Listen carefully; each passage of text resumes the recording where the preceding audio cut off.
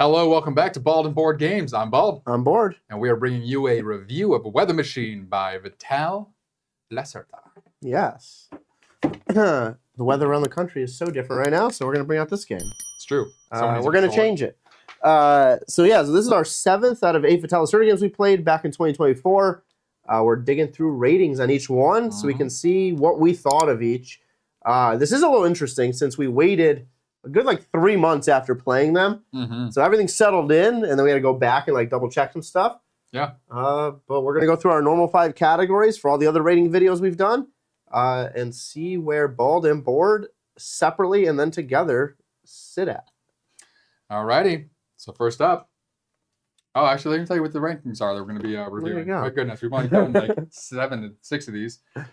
So when we do a review on our board games, we do like to do it over 6 different areas to make sure that we get a good average amongst them all, and that we're not weighting one thing heavier than the other too much. So for this, we're not doing story because there is no story. So our areas of review will be rulebook, gameplay, components, design, and storage. And those 5 will be condensed down into one average score for myself and for Board.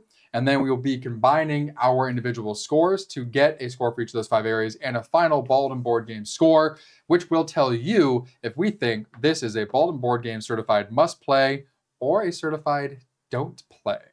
So stay tuned to the end of the video and you will find out.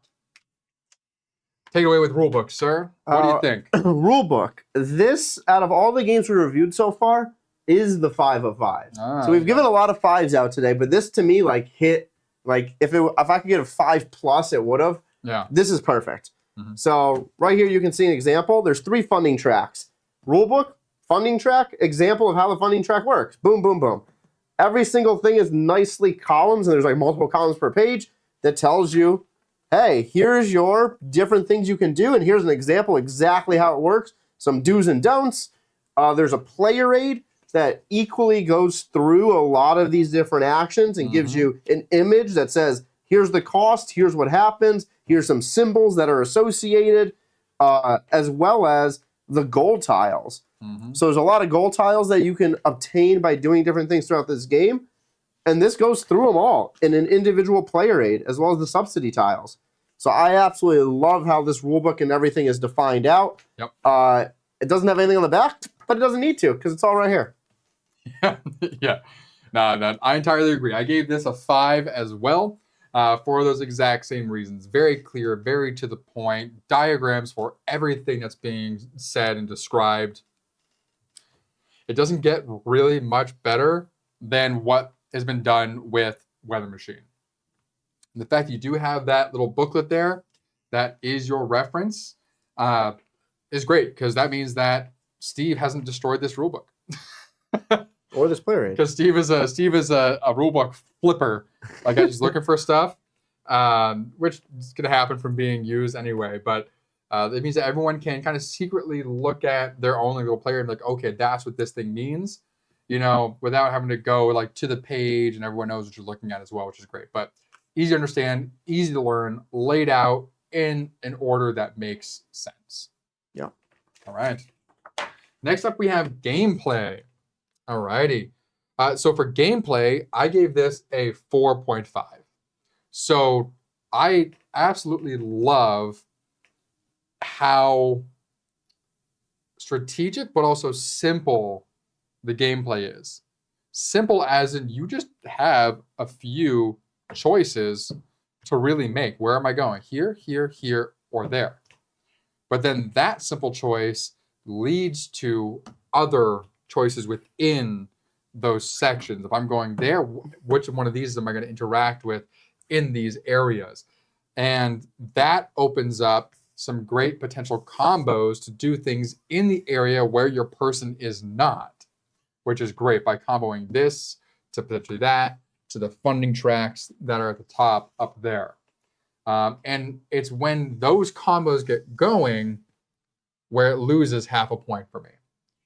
There is so much comboing potential here that it gets a little too ambiguous in regard to the structure of when things happen and in what order, and if things happen twice or not, or this or that.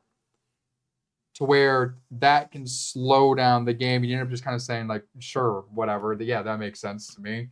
But that ambiguity knocked it that half a point for me, leaving it at that 4.5. Yes, I do agree that the order of operation, the comboing, can be a little out there and more house ruled. I gave this a 5. I absolutely love the comboing in this game. Yeah, I do that. Because you can literally do like 6 things in one movement, which I like that play style where I can place something here, knowing it'll trigger this track, which triggers this track, which could trigger another track again. It's just great to me.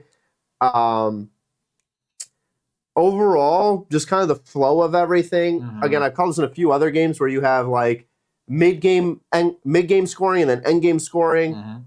This kind of has similar vibes to it as well, where there's different things that'll happen at the end, which is the purple. But then you have some things here in the yellow that'll happen in between. So I do love the options where you're not going to really know necessarily to the end of the game, because I believe there's milestone cards in this one as well. I remember. Yeah, that are hidden. Yeah, then you have. I didn't even touch on your whole like player then, board. Yeah, you have your whole player board, which has a bunch. Also playing. Yeah, so you're moving up tracks and everything. So I love. Yes, there is a lot going on, but to me, it all makes sense. There's some games where there's too much going on, where it's like I don't know what's happening anymore. We ran into that with Golem twice. Yeah. Where it was like there's so many things to do and you can't really focus on all of them. Here, because of the comboing, you can focus on all of them. You have to just structure it that way. And this is one where, as the game goes on, you feel like you can do more specifically because of what you unlocked or where you are. And it feels like you can catch up easily to be like, oh, I was started far behind, but this track allows me to trigger some other stuff to happen. So even though my opponent took an early lead, I might be able to block them now and like take the lead back. Or at least bring the deficit down. So yeah, absolutely love this. All right. Components. Components, I gave it 3.5. Oh, damn. That means Nick gave it a 5 based on that reaction. Just means I gave it higher than 3.5. It's definitely a 5. So I like the little cylinders. It's kind of reminiscent of what they would be like. So it'd be like a tanker truck carrying radioactive material or flammable material. Cool. I like that. That's really interesting. You have these little book things that go out and about based on different symbols here that you can achieve.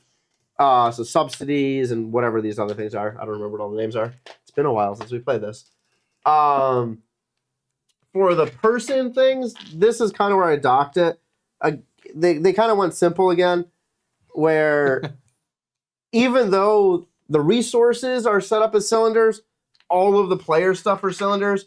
Yeah, you get these little bots, but all the bots are the same.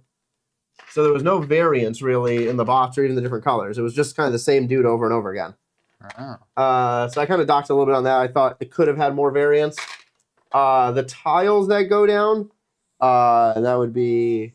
They end up going on your board here. But these are the ones, attach on your board. That's kind of cool that they're built to attach to make a color, so you can put resources there.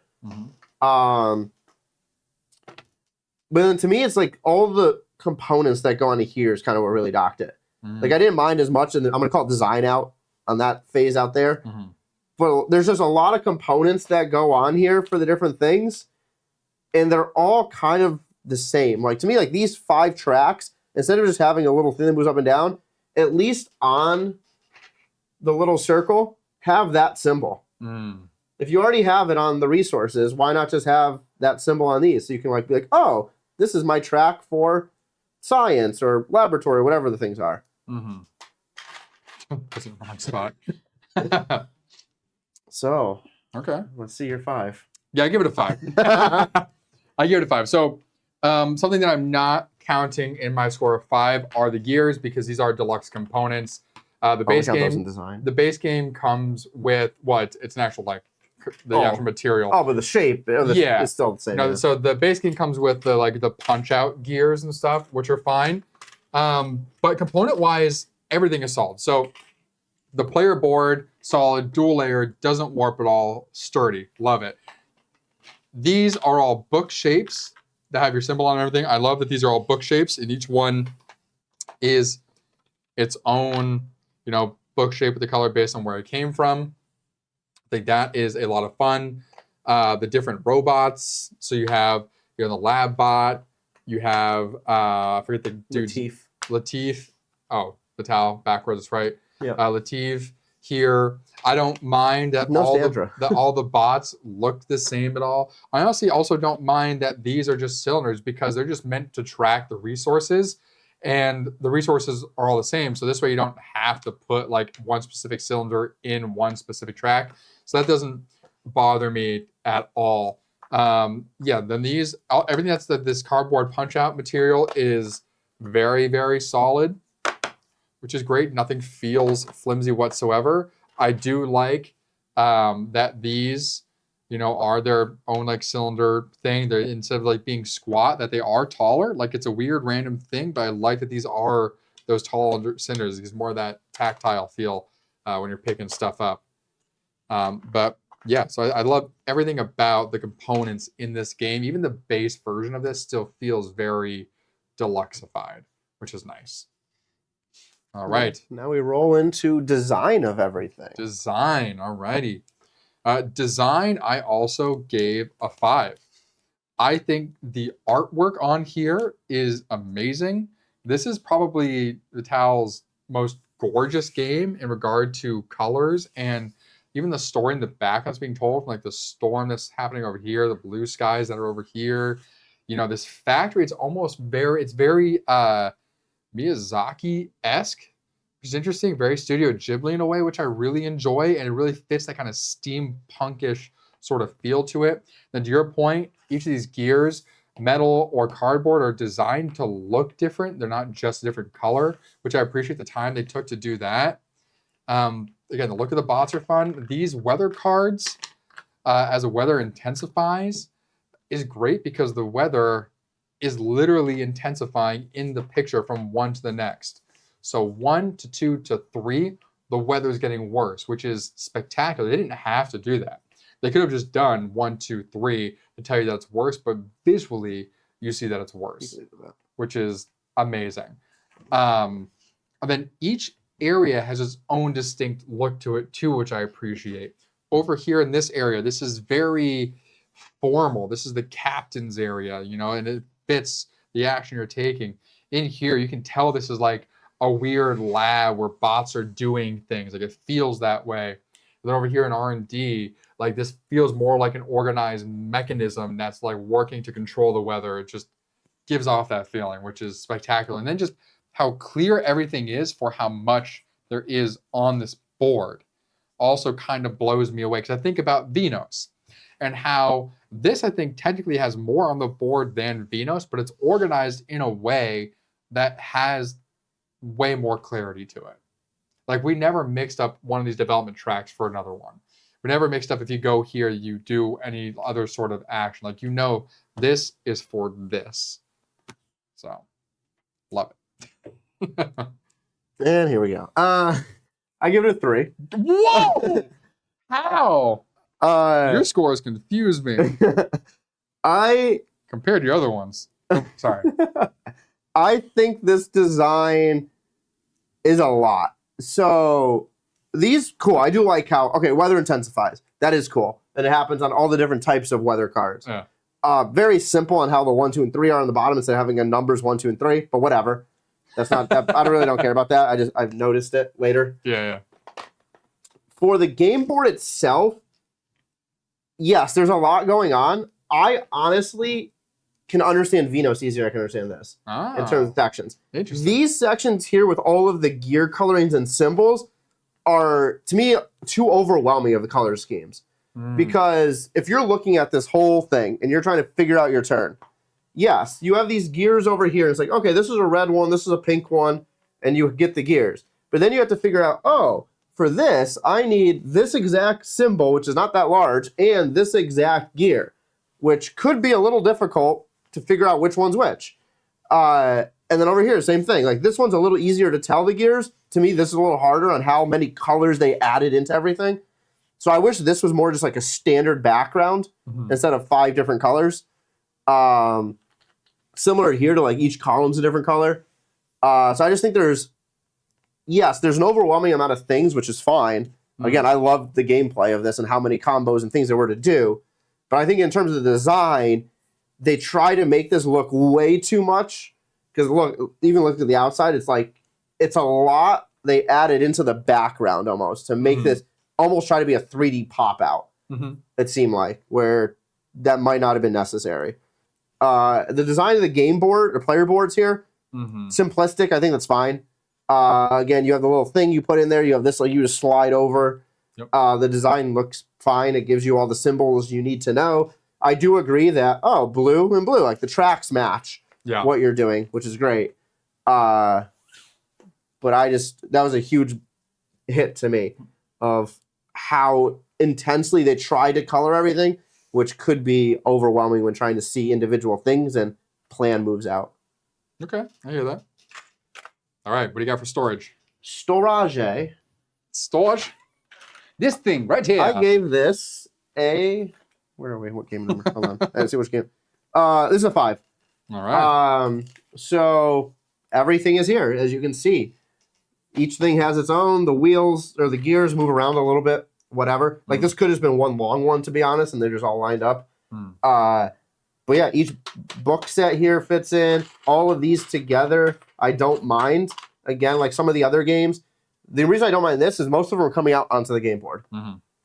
Each player has a tray that gets removed, and it has all of your stuff. And again, a lot of that's going onto your game board, so it's fine in there. All of the tiles here are just stacked in. Yeah, I think all of these actually come out because they get put down here. Yeah. Yeah. So I think everything in this box fits perfectly. They went over the top and wrote the word weather machine. Cool. Good for you. But yeah, 5. Nice. I gave this a 4.5. The one thing that knocked are those gears.